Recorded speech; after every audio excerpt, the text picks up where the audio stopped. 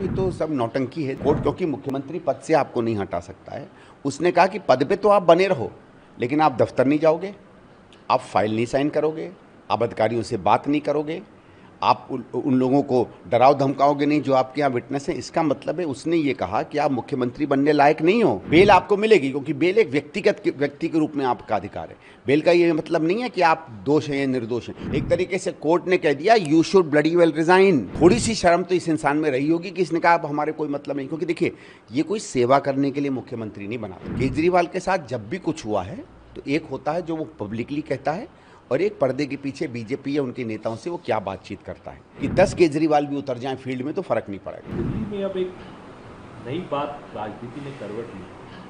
मुख्यमंत्री अरविंद केजरीवाल ने ऐलान कर दिया कि इस्तीफा दूंगा और जनता को तब तक पद पर नहीं आऊंगा जब तक जनता मुझे नहीं चुनकर दोबारा भेज देती। इसको इस मूव को कैसे देखते हैं? कुछ नहीं साहब, ये तो सब नौटंकी है। देखिए पहली चीज़, आपको इस्तीफा तब देना चाहिए था जब आप जेल गए थे। जेल आप सही कारण से गए, गलत कारण से गए, वो सब अलग बात होती है।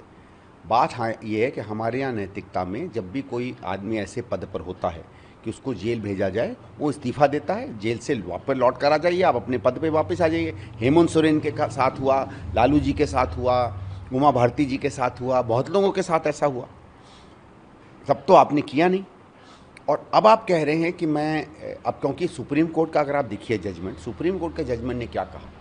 सुप्रीम कोर्ट मुख्यमंत्री को अपने पद से तो नहीं हटा सकता।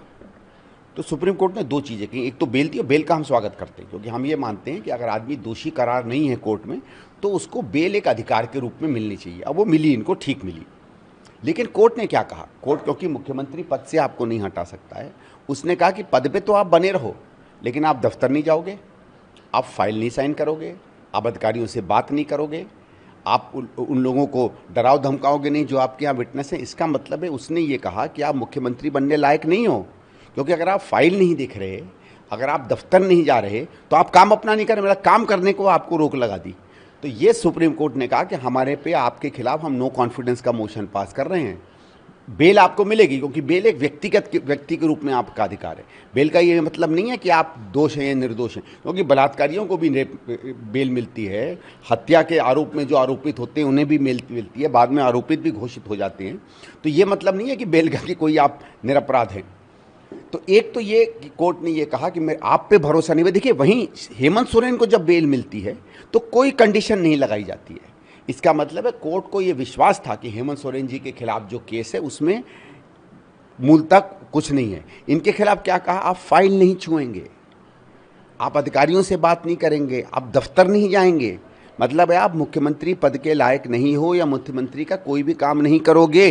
एक तरीके से कोर्ट ने कह दिया you should bloody well resign. Sorry, मैं ये शब्द इस्तेमाल कर रहा हूँ, ये जान के इस्तेमाल कर रहा हूँ क्योंकि ये शब्द का एक प्रभाव, ये कहा कोर्ट ने।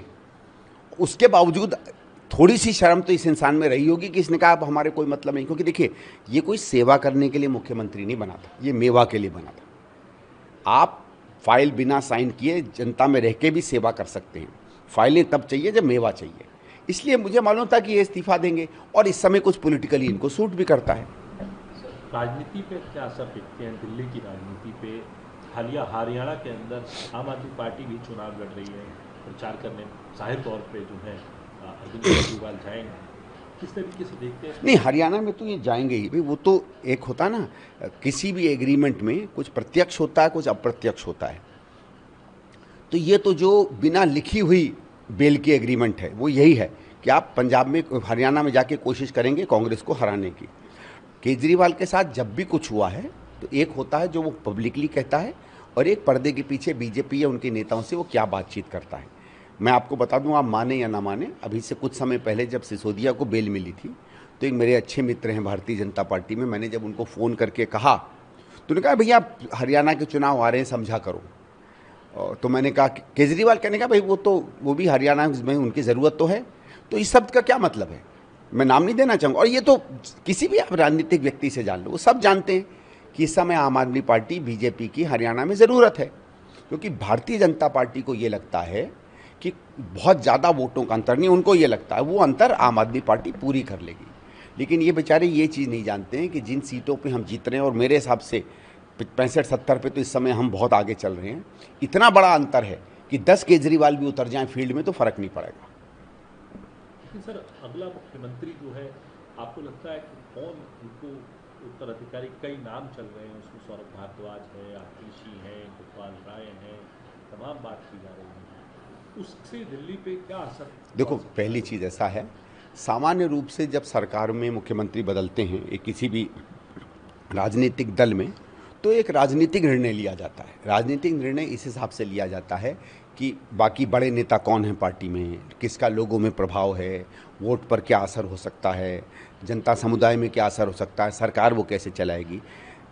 आम आदमी पार्टी में केजरीवाल है और बाकी माफ़ करिएगा, किसी को बुरा लगे ना लगे, बाकी सब घर के नौकर हैं।